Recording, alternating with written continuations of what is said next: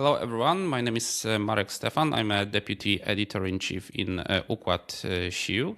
And today I have a great opportunity, privilege to be a host of a conversation with Professor Jennifer Kavanagh. Professor Jennifer Kavanagh is a senior fellow and director of military analysis at Defense Priorities. She's also a term member of the Council of Foreign Relations and a professor in Security Studies program at Georgetown University. Hello. Thank you for having me. We are talking in a very extraordinary moment of international relations. We see what happens in the Persian Gulf. We see what happened in the relation between United States and Iran, the next war in the Persian Gulf. But I want to start our conversation to the question about how do you assess the changes taking place in the U.S. foreign and security policy? Do the policy of the Donald Trump administration represent an evolution or revolution in this area, or is there no coherent plan or concept at all? And what we are seeing is the result of the functional struggles within the administration. Well, I think it's a really important question. I think the first point to make clear is that there is an active debate in the United States about the direction of U.S. foreign policy and what role Americans want the country to play in the world. And this is not a new debate, but it is a much more vigorous debate than was had maybe 5 years ago, in the sense that the groups of people who are arguing that the U.S. should pull back and retrench and do less are much more vocal and much louder and have a lot more credibility in the DC ecosystem. And now they're still the minority, but there has been sort of a significant change in both the scope and extent of their influence, both in politics and in the DC think tank space, and a growing support for these types of views in the American public more generally. So I think that U.S. foreign policy itself, in my view, hasn't changed all that much yet. So I guess I would say that Trump represents sort of an evolution from previous presidents. But I think it's an evolution that's an interim phase and a way station before a more significant change happens. So let me explain what I mean by that. In my view, Trump is not a restrainer. There was this idea coming in that he was isolationist, that he was going to retrench from the world, that he was going to pull back. He had this promise he was going to avoid forever wars. He was going to invest in the domestic priorities. And that's not really what we've seen. And that's not really what we saw in the first term. So I was always skeptical of this argument. He has always been very comfortable with the use of military force and the use of allied dependence on U.S. military power for coercive purposes. And we've seen that in spades over the course of the past year and a half or so. And so this isn't like a surprise, but it's also evidence in my view that he's not a restrainer, that he still would like to have U.S. primacy, that he's willing to wring sort of every last ounce out of U.S. influence and dominance in the world that he can before it slips away. But I think what you see within his administration is a sharp divide that represents the divide in the American public. There are the people who are encouraging him to continue to advance U.S. primacy and, in fact, to institutionalize it in new ways. And there are those who are arguing that we shouldn't be doing this, that we shouldn't be getting involved in the Middle East, that we should be pulling out of NATO, and who are pushing him in the opposite direction. So under Trump, I don't expect to see that much change. I think these two forces will basically balance themselves out. And what we're seeing now is basically what we'll see, although there could be some forced retrenchment as a consequence of the war in Iran. But I think that what comes next will look dramatically different no matter which party comes into power. Because, number one, the U.S. has expended a ton of military power and resources in the Middle East, and it will take time to rebuild that.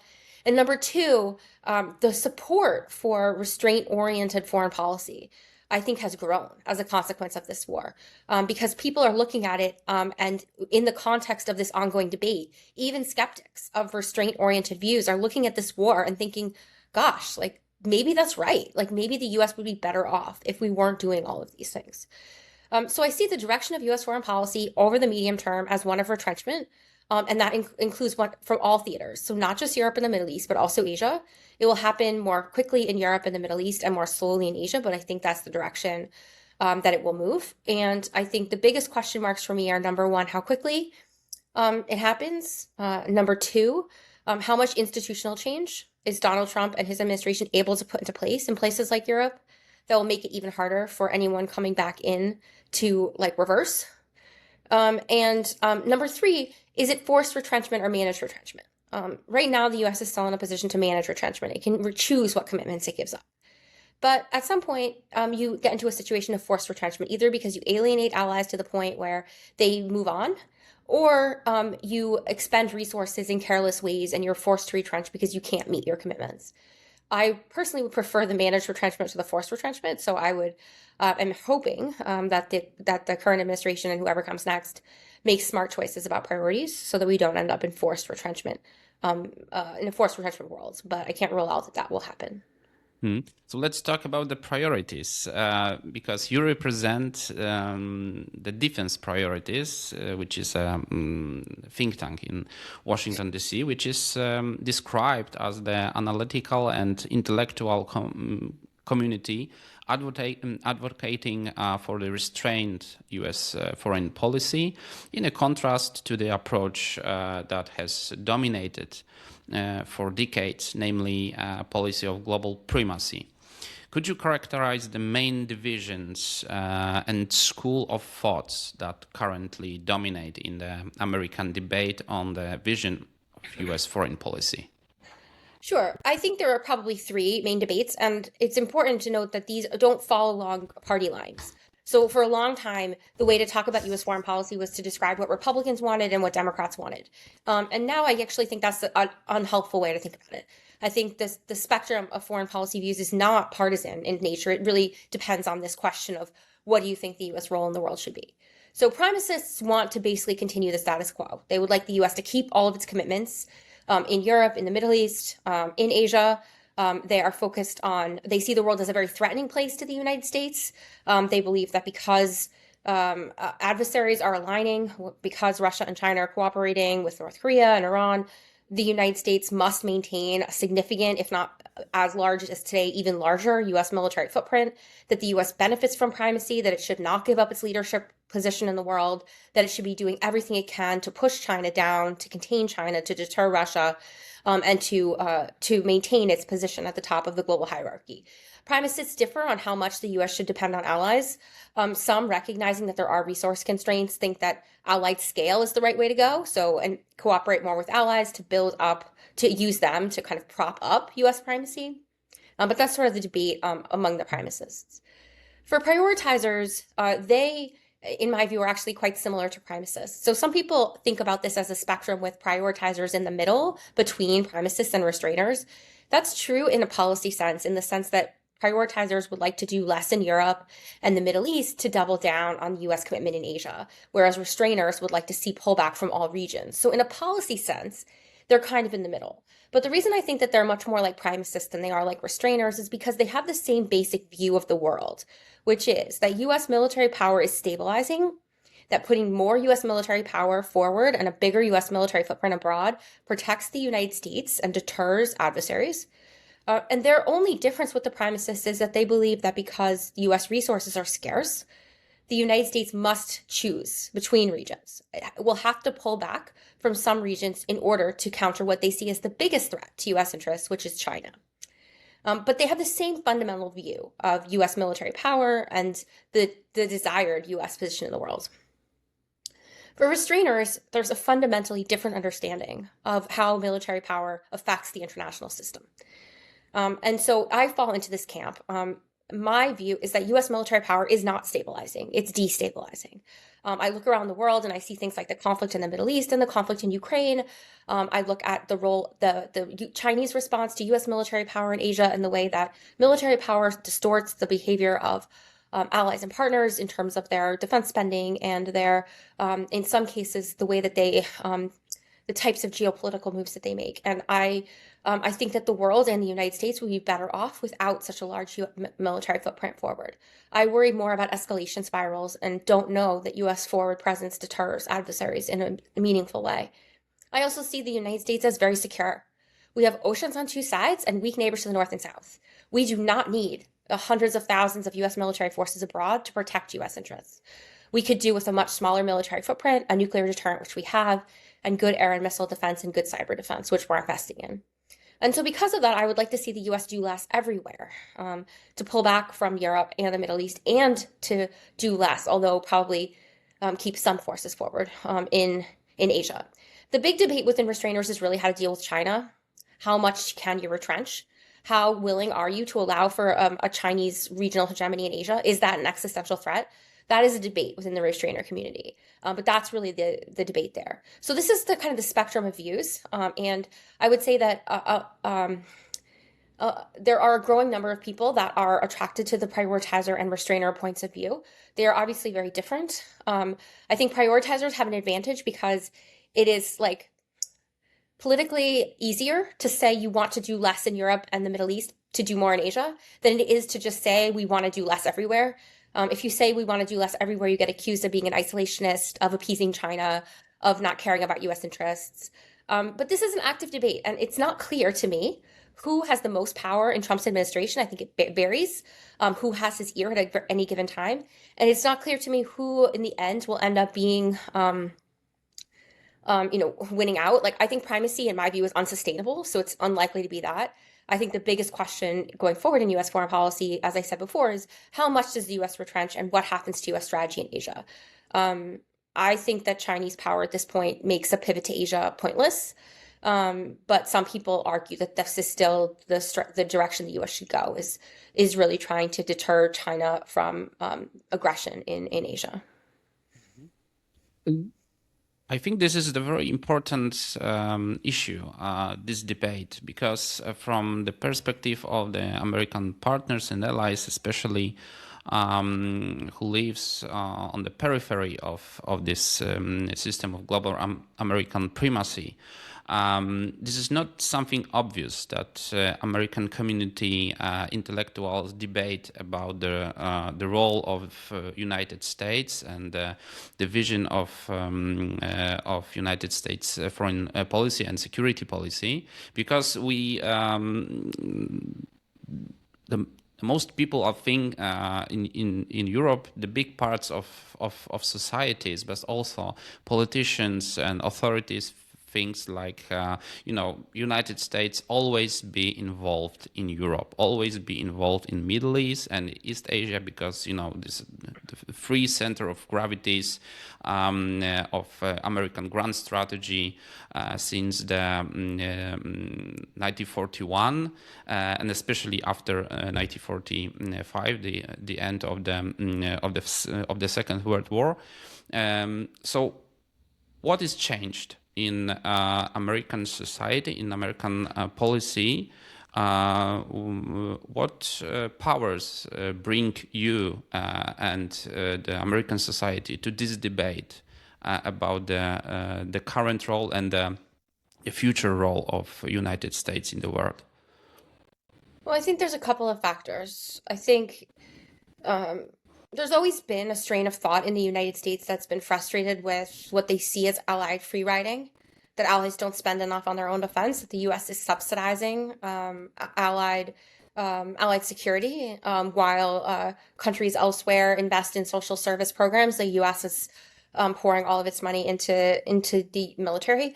Now, but it's also a traditional kind of thinking in American,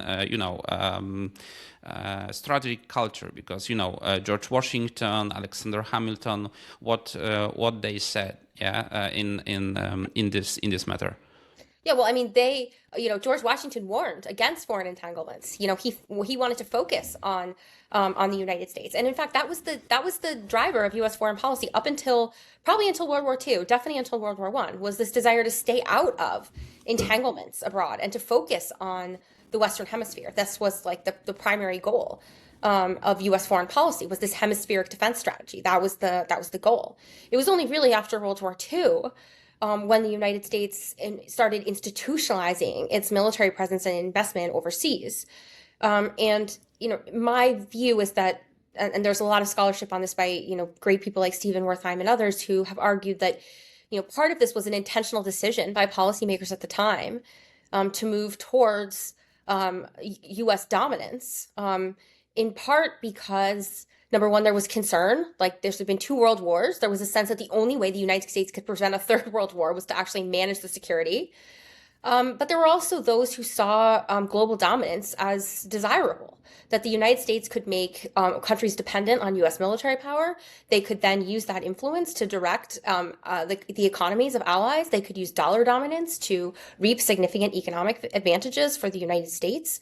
And at the time, right, the rise of the Soviet Union was something that U.S. policymakers used as a rationale that, like, in order to be secure, the United States needed this big security bloc. It needed to counter the Soviet Union.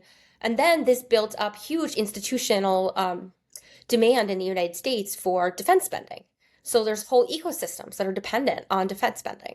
There are Congress people whose whole district relies on defense jobs. And so this becomes sort of like a powerful cycle that drives policy in this direction. At the same time, there were always those who warned against this, right? Like Eisenhower warned against it. He said when U.S. forces first deployed into Europe, that if U.S. forces were still in Europe in 10 years, the whole NATO project would be a failure. And we're way past 10 years, and U.S. forces are still in Europe. So there are those who recognize the danger along the way, but there's so much inertia in U.S. foreign policy that, like, once U.S. forces were there were all these arguments against taking them out. There was a fear that any change to the status quo would mean the collapse of the international order, would mean big implications for U.S. security, would mean that adversaries would invade across the borders of U.S. partners. And there's still that argument. That's the argument people make today against changes. If the U.S. pulls back, China will take Taiwan, Russia will invade Europe, right? This is the argument in favor of maintaining U.S. military presence as it is. But I think that a growing number of people started to question this, like, especially as we got into the 2000s after the global war on terror. So for a whole generation of people, and this is really the divide you see in U.S. foreign policy right now, is older generations versus younger generations. So people my age and younger who grew up with the Iraq and Afghanistan wars, who's either their whole life or like a significant, like as soon as they became adults, this started. And then the next 20 years was absorbed by these adventures in Iraq and Afghanistan that were just fiascos on every metric. We watched our friends go off to war and die for no purpose. It's very frustrating and leads to significant disillusionment with U.S. foreign commitments. And this is especially true of the Middle East. But I think that bleeds over. Like once you start to question one set of commitments, once you start to say, what are we even doing in the Middle East? The U.S. has no interests there, or very few interests there. It leads you to question commitments in other regions too, because if the U.S. doesn't have strategic interests in the Middle East, well, does it have strategic interests in defending Europe?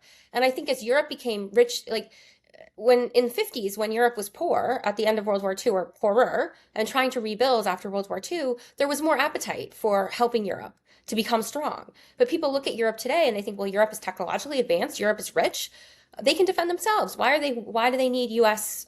resources? And then the final factor that I think is important is the challenges in the U.S. economy, and the sense that like U.S.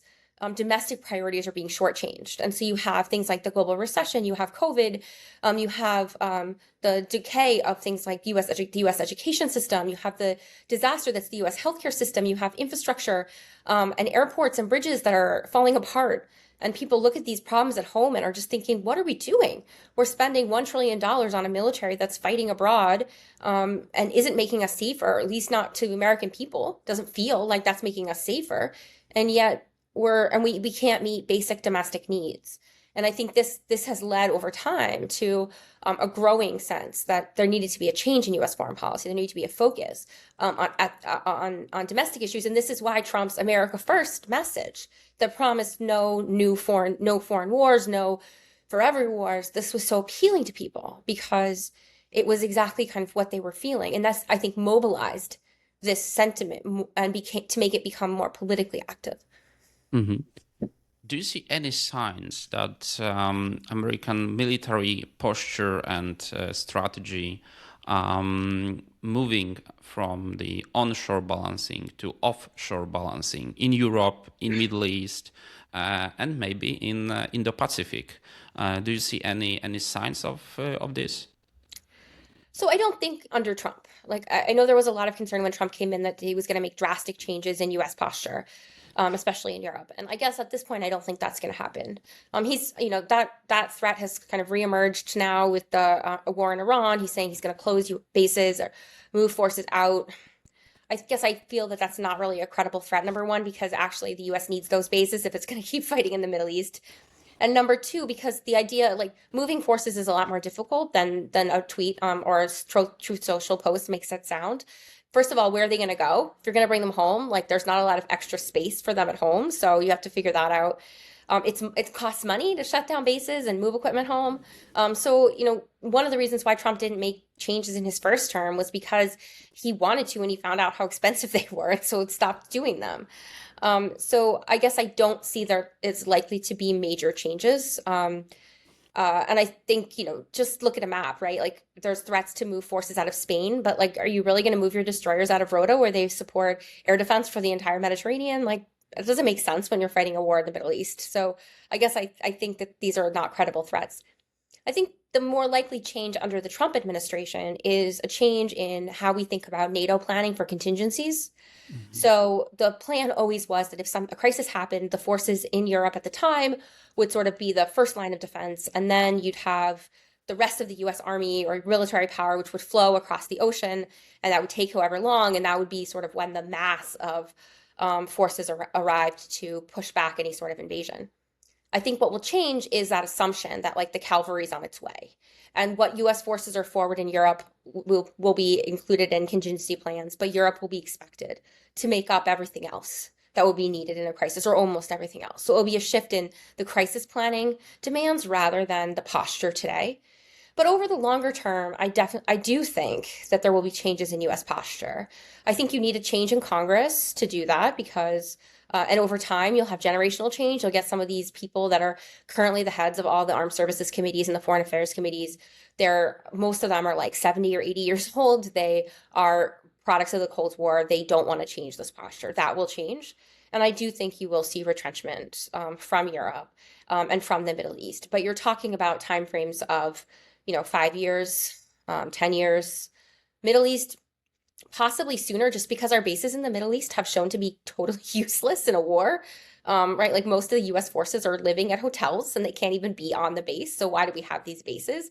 I do think this raises questions about why we need them. So it's possible that that could happen faster, especially if the US-Israel relationship changes in a future presidency. I think changes in Asia are like the last that will happen and sort of the furthest off, just because there is still a significant portion of the US foreign policy community that sees China as a threat. And I think if you're a policymaker coming in and you want to move towards a grand strategy of restraint, where are you going to start? You're going to start with the things that are easier to do, and that's not Asia. So I think that's probably the last place it will happen. But again, you're talking timeframes of 5 years at the earliest, which means that if Europe is planning ahead, like this is plenty of time to start making the transition. Maybe not in not all capabilities. Like some enablers may take a little bit longer, but like most things can be done in a 5-year time frame. Mm-hmm. So let's talk about the United States and China because we see what happened on the line between the Beijing and the Washington. In the next month, we will have the summit between Donald Trump and Xi Jinping. You think that current administration want to more contain China, or maybe to achieve some, great bargain with the China? Which kind of thinking is most maybe not most important, but closer to this administration? The thinking that we must contain China because China is the real threat. China is have a real possibility to achieve a regional hegemony in East Asia, or maybe in the whole in the Pacific region, or maybe another different kind of thinking that okay, China is the one of the great powers like Russia, so we must talk. The great powers must create a new concert of powers, like after the Napoleonic War in Europe.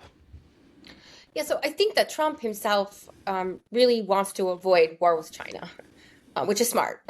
My view is that avoiding war with China should be the number one national security priority in that the U.S. has, and there are even China hawks who agree with that. We may disagree on how to get there, but I do think that like that's number one because that would be so devastating to the world. So I do think that's his main goal, and I think that he cares a lot more about the economic relationship with China than he does the security piece. So he's much less interested in pushing China in the security domain than he is in getting good economic terms and getting a good economic deal.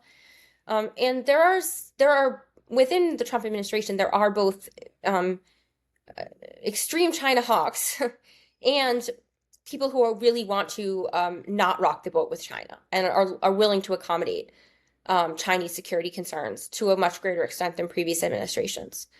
I think one of the most like restraint-oriented voices in the administration is actually Scott Bessent. And that's because he's in charge of managing the economic portfolio mostly with China and sees the effect of U.S. security presence and pressure on Taiwan and those types of issues on economic stability with China. And so he, I think, has exerted a significant amount of influence in things like the tone of the national defense strategy towards China, which was a little bit schizophrenic. On the one hand, it talked about wanting a managed peace, not wanting to contain China, not wanting to dominate. On the other, it talked about dominating the first island chain and doubling down on U.S. military power there. I think the first message was sort of like the Bessent message, and the second message was the Pentagon message. And those are sort of what I see as sort of the two camps. Bessent, I think, was also probably influential in delaying any sort of arms sale until after, or new arms deal with Taiwan until after the summit, not wanting to upset things beforehand. On the other hand, though, there are those who are quite hawkish towards China, and those include people in the Pentagon. The Pentagon is an institution that has for years now, maybe almost a decade, been focused on Taiwan scenario, preparing for a conflict with China. And you see that in the types of things that they buy and that they're talking about buying, like the F-47 program, the new battleship program. Like you don't need those things if your goal is to bomb boats in Latin America or to dominate the Western Hemisphere. Like the only reason you need those things is to fight or to compete with a near-peer military. And the only near-peer military to the United States is China. So in my view, like there's clear signals from the Pentagon they're still quite hawkish and focused on containing China. And there are significant voices in DC, not so much in the administration, but in the think tank community, pushing for much harsher export controls on AI technology and semiconductors and trying to really limit Chinese access to technology. Now, the administration has taken a different view, which is to actually be much more permissive in that area. Partly because I think that they hope to maybe get China dependent on U.S. technology. It's not working very well, but also partly because they are worried about this rare earth export ban that China used to effectively. So I think that in terms of like how we can think about U.S.-China relationships going forward, I think that the voice, at least right now, the voices that are encouraging a balancing approach to balance Chinese power in the region, to recognize their security interests, to not cross Chinese red lines. I think those voices are winning out because I think there's a recognition that the military balance has shifted in China's favor over recent years. And the U.S. having expended a ton of military power, especially in the Middle East fighting with Iran, but also in some cases, the aid provided to Ukraine during the Biden administration, which also put pressure on U.S. stockpiles. I don't think it was as damaging to U.S. stockpiles as the war in Iran, but it did drain excess capacity. The U.S. doesn't really have the resources to fight a war over Taiwan today, and that's an uncomfortable place for the United States. But it also forces realism in the U.S. security posture in the region, a recognition that the best the U.S. can do is try to encourage China not to take military action, So whether that means deterrence or convincing China that there's no rush to try to move on Taiwan, like, the US isn't going to change its posture or double down on its investments there. And so I think rather than a grand bargain, at least not in the very near term, I think you will see a lot of focus on economic deals. I think that will be the focus of the May summit. And I think the two leaders will talk about Taiwan, but I'm a little bit skeptical that you'll see any major changes in US policy. Trump doesn't want to fight a war over Taiwan, but he doesn't want to be a leader that lost Taiwan. And just like he never, he's reduced US support to Ukraine, but he didn't throw Ukraine under the bus. Even though everyone said he was going to throw Ukraine under the bus, he actually has not done so yet. And I think it's the same with Taiwan. Like, he may pull back, and that may make allies uncomfortable. But I don't think he'll make a paradigmatic change in US policy towards Taiwan in the near term. Last thing I'll say is he talks about a G2 with China. I don't think he actually wants a G2. I think that's a signal that he sees China as a near peer and recognizes them as a geopolitical equal. And that's, I think, an important signal to the Chinese, even though they also don't really want an institutional G2. I think this is the very important what you said about the resources and the stockpiles, and of course about the military industrial base in United States, because if we talk about the strategy, we must know that this is the relation between goals and resources. And goals, it's not something that we must put on the first place, because resources and goals, it's a mutual and very close relations. They influence each other. So I think this is the very important, especially for our viewers and listeners in Układ Sił in Poland, that to understand that the United States now have a different position and different possibilities to achieve some goals in the different parts of Eurasia. This is not the similar situation like in the last century, like after the Second World War, when United States have I'm not sure, but 50% of industrial production of the world. This is the end state of the Second World War, the arsenal of democracy. Yes, so this is now we have a different times. United States must prioritize in the grand strategy and foreign and security policy, and I think in Poland we must understand this and prepare to completely different world and different relation with the United States. Yeah, I like the way I like to think about it is the US is used to living, and maybe the rest of the world is used to having the US live in a should the US do this world? Should the US defend Taiwan? Should the US defend X country? Or should the US intervene in Y crisis? But I think now we're moving to a world where the question is, can the US do this? Can the US defend Taiwan reasonably? Can the US protect this country given its resources and other commitments? And that doesn't mean that the US won't do anything. It just means that resource constraints will force the United States to make more significant choices. And sometimes the US, there might be actually political appetite to do things that military leaders have to tell a leader, a president, like, we can't do that safely. Like, the costs will be too high. The loss of US service members will be too high. We don't have the logistical capacity. And the US hasn't faced that in a long time. But most countries do face those types of things. So this is more just the US becoming like one of many great powers rather than the dominant superpower in the world. Okay, thank you. It's a very good conclusion of our conversation. So I put the full stop here. Thank you for your contribution. Thank you for your time. My guest today is Professor Jennifer Kavanagh, Defense Priorities. Thank you once again. Thank you.